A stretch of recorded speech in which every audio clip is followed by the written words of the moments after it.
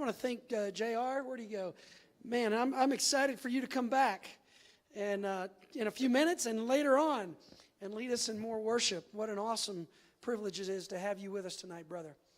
As we, kiddos, you are dismissed to go to children's church. You're going back there. Anybody that wants to go back there, we have our children's church, and you may want to come. All you guys want to go hang out? You guys I know are visiting, so if you guys want to go hang out, they're calling you. They're saying, hey, we got lots of fun. You guys need to come have fun. All right. Sit down, Jim. You can't go.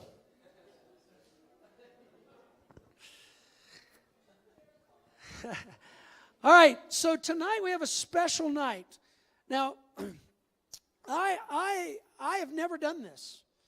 I've been pastoring for 28 years and been in churches all over Texas and Iowa and now here in Colorado. And I'm gonna be real honest. And I got sick of what the church has come to know as business meetings. And business meetings are always done before or they're always done after church and dark, and it's always about the color of the carpet and the paint of the walls, and people want to argue about everything. But you know what? That's not the business of the church. The business of the church is what we just saw in that video. The business of the church is what JR just talked about being a cop and going out every day and walking into the homes of people who are desperate for the gospel. And being able to share your faith and introduce your faith into a situation and say, you know, we've been here 14 times this week. Jesus is the only answer for your home. There's no chance that you have in this world without the salvation, without the work of the cross of Christ. Nothing in your home is going to change. Nothing in your life is going to change without Jesus. And so, when we talk about the business of the church, tonight we're going to throw some numbers at you. And I want to be very clear, here at Summit Church, we don't vote. There's nothing biblical about voting in the Bible. Imagine Moses, if he had taken a vote, they would still be in Egypt today, right? You don't, that's not what God called us to. I'm glad we don't vote in my family. If I had 4 kids. If you're going to vote in your family, never have more than 2 kids. You'll be outnumbered. We would have I had 4. Tina and I would have been at Disneyland eating cotton candy for the rest of our lives. We don't vote, right? But what we do here at Summit, I know I just said do. I'm sorry. What we do here at Summit Church is that we agree on things as brothers and sisters in Christ in the direction that God is leading. And the battle is out there. These walls, this is not Summit Church. This is not, we talk about this all the time. The underground is where the church meets. We, the people, are Summit Church. And when we leave and we go outside, we go into a lost and desperate world who is hungry for the gospel of Jesus Christ. They're looking for something fresh and something new. And folks, we live in a county where 95% of our community does not know Christ. We are not a church like a normal church. This is a mission church. We're on mission. We're here about the gospel. We're here about what Tina shared about with needing help. The kids that we've been going out on Big Red all the summer and ministering to. Almost 100% of those kids comes from lost and broken homes. There's no greater place for you to get involved than to get involved with our camp. Give it a little bit of time. You men who have jobs, I know you may not be able to be there, but help us build something, get something ready. See Tina before you leave. See Caitlin and let them know you want to be a part of whatever small part you can be of being a part of reaching this community with the gospel.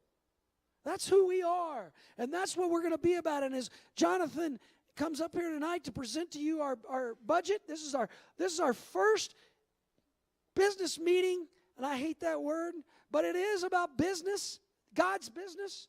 This is the first time that we've gotten together as Summit Church in the 17 years of its existence.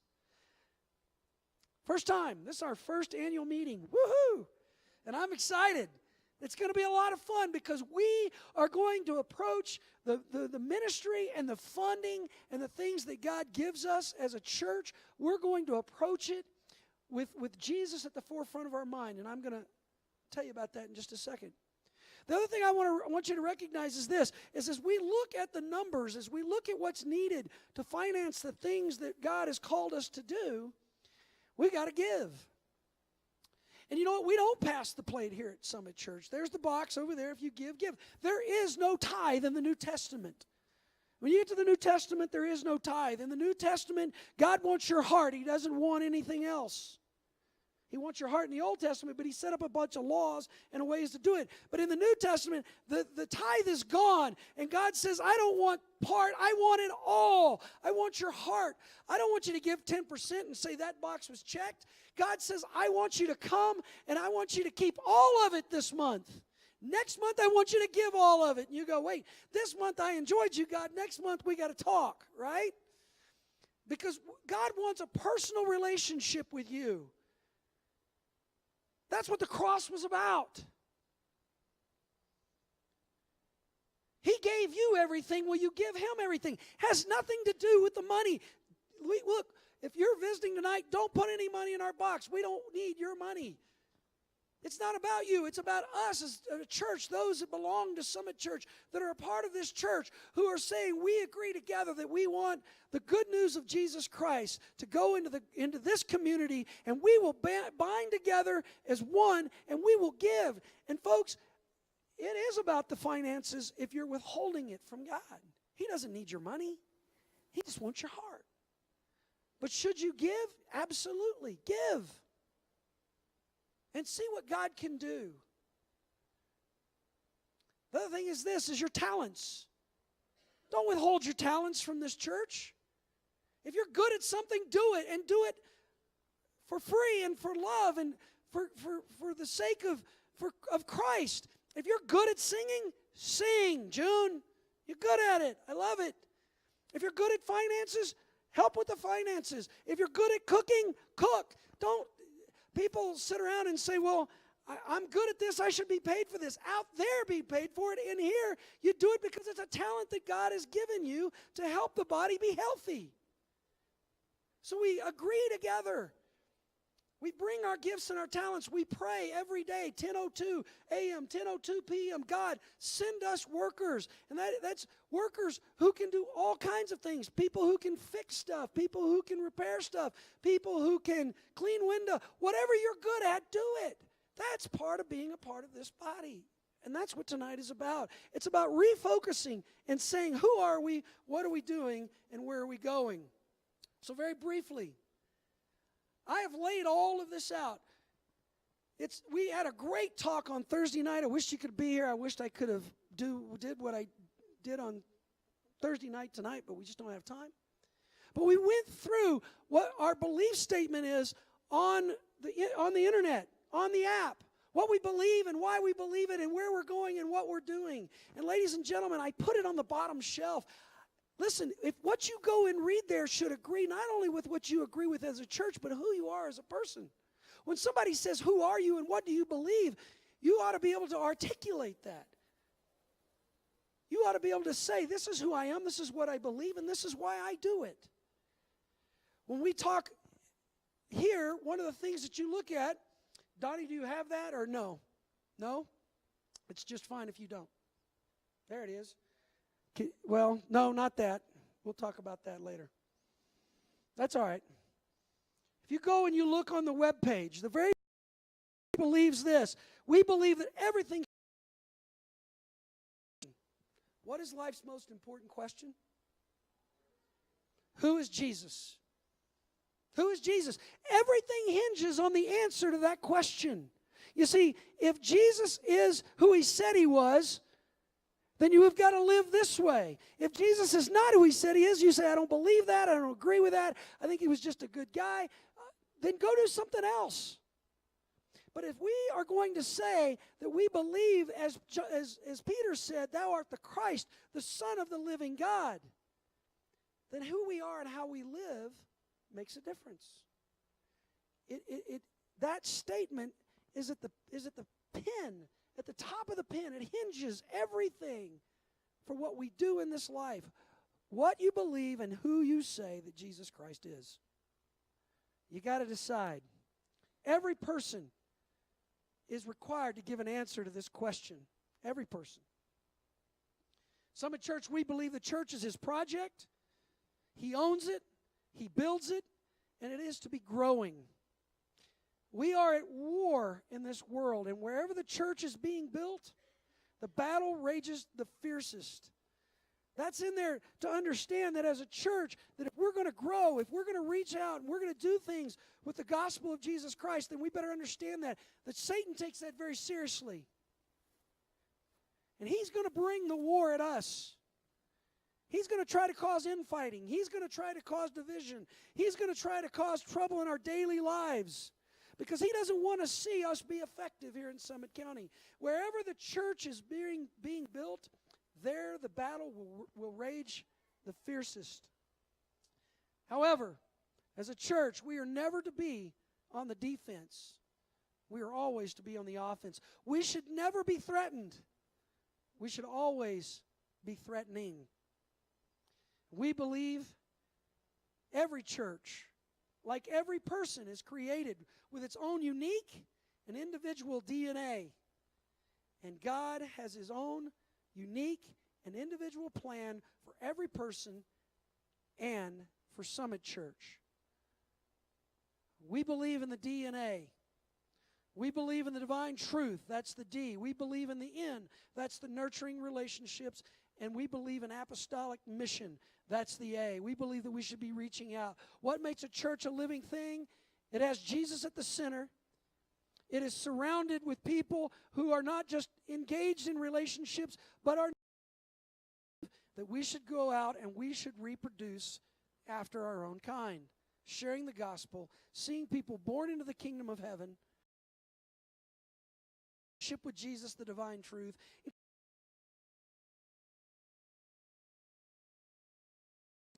And then repeating the process of sharing their faith with others. That's DNA. That's life. That's what we believe.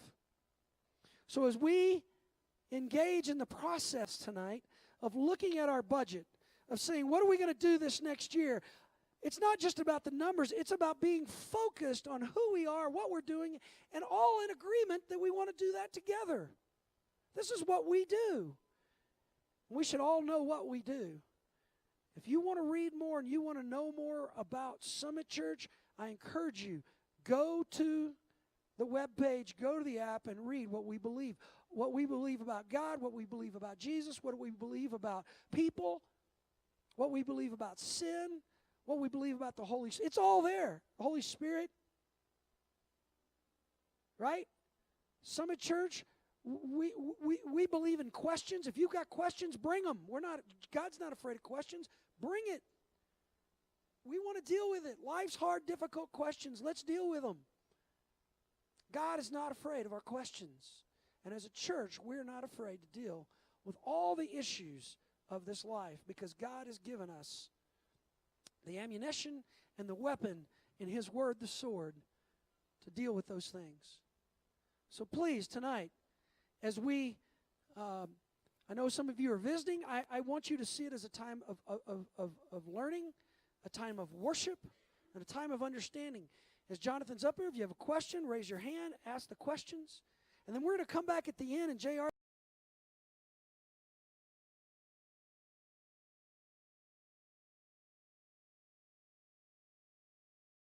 about what God is doing in and among the people called Summit Church. Jonathan?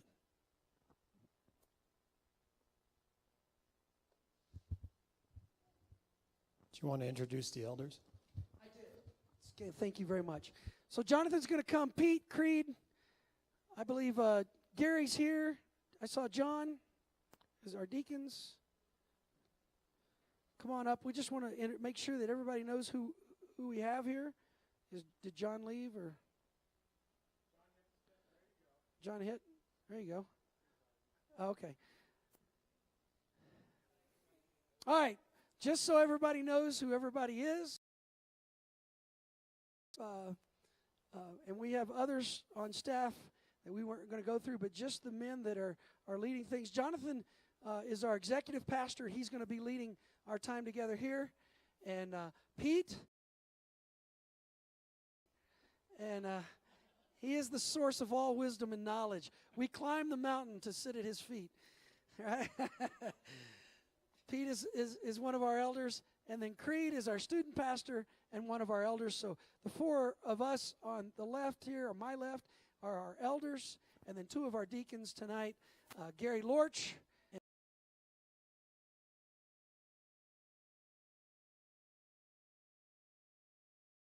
We're internally grateful to you guys. All right? So when you hear names and things like that, and hopefully now everybody knows who everybody is, the show is yours, brother. All right. I got the most exciting to everybody. I want,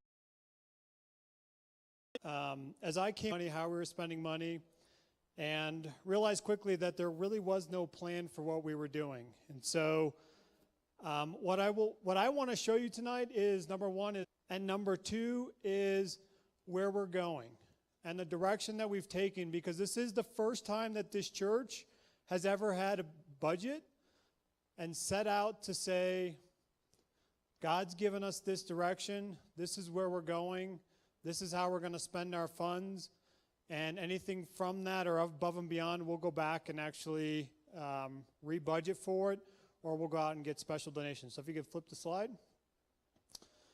I'm going to talk a little bit about trends. I want you all, this is transparency of the church. I know some of you are here from out of town, maybe never been to one of these.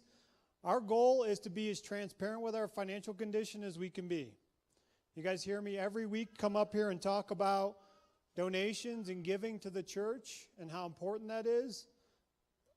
Like it or not, it takes money for this church to function, for us to have the underground, for us to have the equipment, for us to have a pastor on staff, for us to have take financial donations, for us to operate as a church. I want to talk to you all about the planning process, how we got to where we are, and then I want to talk to you actually about the budget and where we're spending money.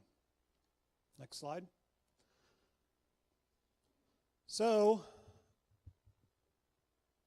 my financial self, when I looked at this, said, we have over the last 2 years, and this goes to May of this year, we've been on a slope trend down.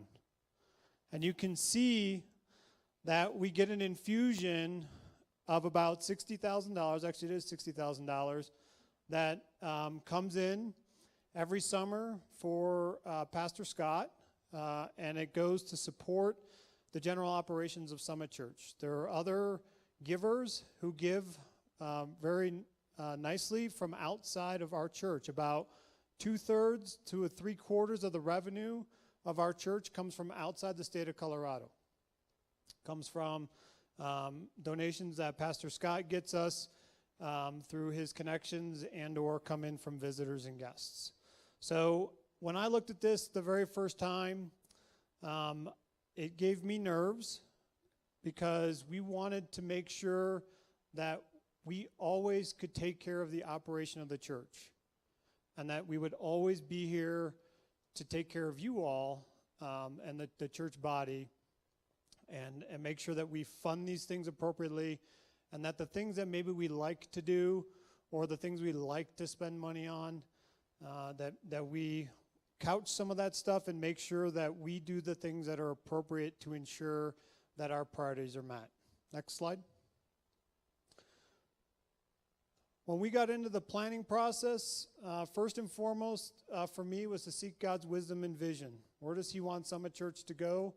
The elders, we had a lot of conversations about our financials over the last 6 months.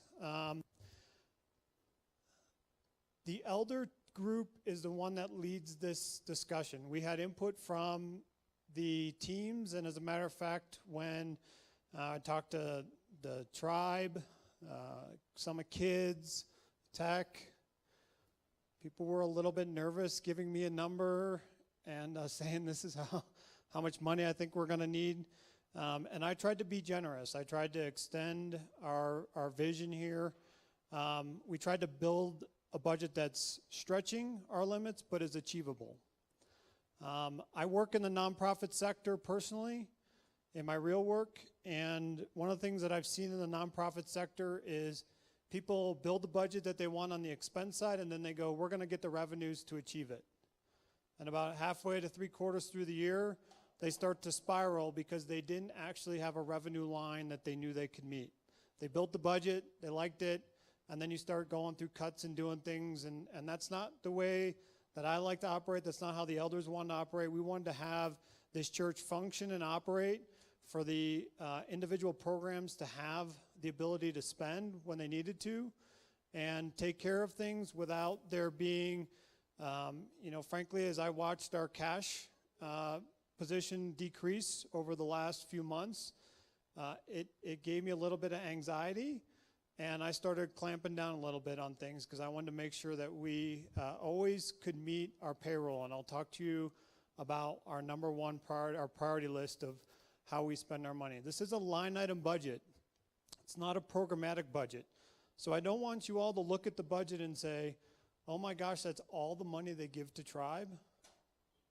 Oh my gosh, that's all the money they give to Summit Kids.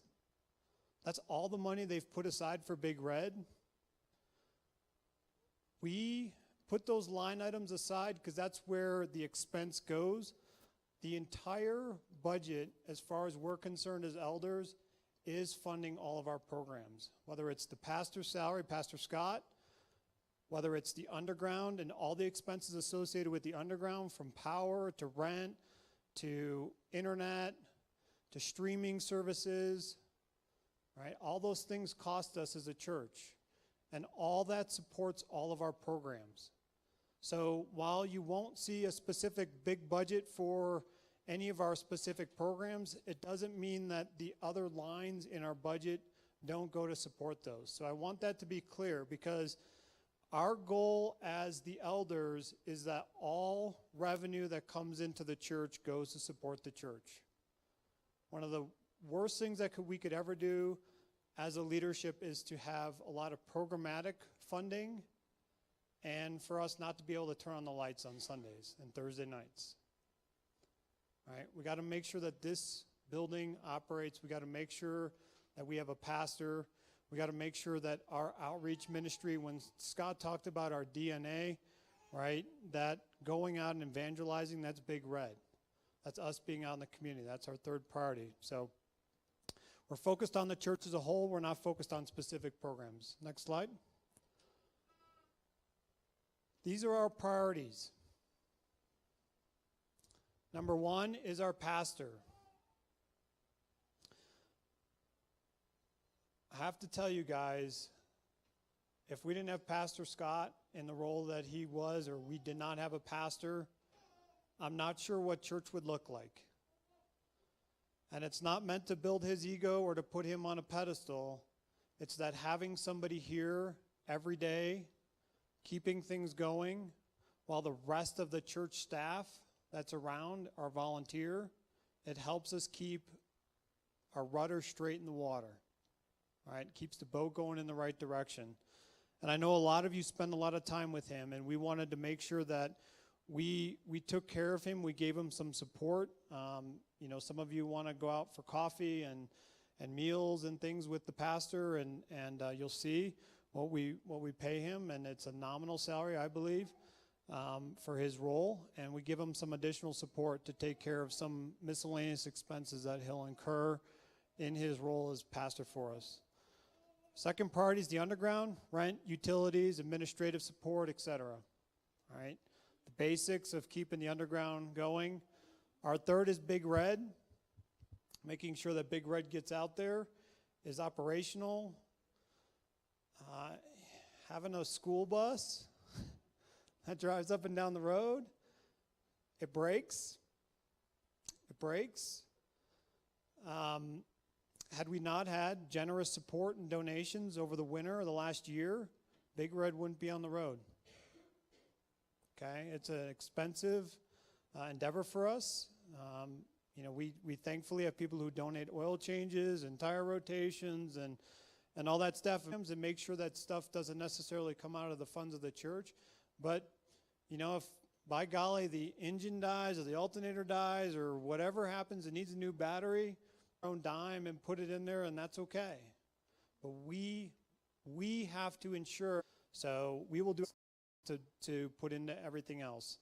And evidence that when there are needs in the church and that people need things, that we have a fund set aside to be able to take care of not only our folks, but people who come to us. We have people that come to our church on a regular basis looking for some support. They're stuck here in Summit County. They need a hotel room. They need gas for their car, whatever that is. And we want to make sure we have a fund there. And that's part of the deacon's role, is to play support in making sure that we take care of that. Does anybody have any questions up to this point? All right. Next slide.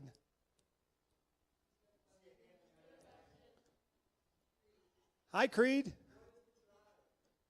What is the tribe? The tribe is Summit Church's youth group. I was going to actually make you come up here and explain it, because you are the tribe, head of the tribe. And that's what that group is. Sorry, Creed, I couldn't see your hand in the light. Other questions? All right.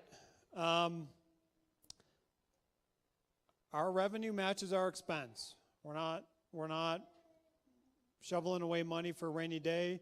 One of the key things that is a passion of Pastor Scott's and shared by the elders is that this church doesn't build up a big fund of money for a rainy day. We want to make sure that the money that is donated and given to us to do the mission, we're out there doing the mission. And so for some reason, we bring in $200,000 this year, we'll invest appropriately in the things that we need to do. When I look back at the 2-year trend, the thing about the 2-year trend that's really hard to tell is the building of the underground and the things getting Big Red back. There were a lot of donations that were very types of projects. And so when you look at our revenue and expense, those donations. And so it's hard to see what our true revenue is for our church. So we're putting aside, general operating, and then we're putting aside $6,000 in benevolence that we'll use to help support people. If you'll flip the slide. All right, I know these numbers are not easy to see. Pastor Scott's combined salary, with taxes taken out and all that, is about $77,000, a little over $77,000. We do put aside $2,400 in benefits for him of being able to do some stuff on the side. To have the underground is $33,600. That's our rent for this space. Utilities on this space are about $2,300. Insurance, we got to insure the bus, we got to insure the underground. Big Red operating is $7,000. That's it's not only to operate the bus, but also in case something breaks. So if we have to go get something fixed, we had an alternator problem when it first came back. Those are the kinds of things. Underground operating is just some miscellaneous things that we do to keep the underground going. Coffee, tea, light bulbs, things like that are for the operations of the underground. Tech, while Donnie didn't see any tech needs, we've gotten some generous donations over the past 6 months to replace all of our speakers, get a lot of our equipment and all that over that period of time. With all technology, I'm sure you all know it breaks, so you got to plan for that. And we never know. There's our benevolence line. Admin is just, copies, stuff, administrative expenses, copies, internet, cable, things that we have as a church, phones, all that kind of stuff. Tribe expense, and then Summit Kids. And Summit Kids primarily is for Big Red's Kids Camp and the summer program coming up here in August. So those are those are really how we've broken up the funds. Like I said, this is line item budget. It's just we're putting the money into the buckets where we're going to spend it. And this is our first shot at this. I think from our traditional spending, this is pretty accurate. It's really hard to tell, though. So, any questions for me?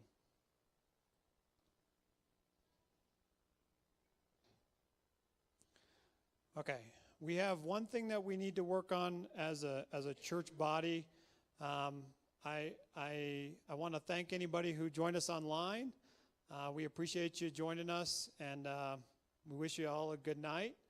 I'm going to ask Pastor Scott to just step out for a few minutes.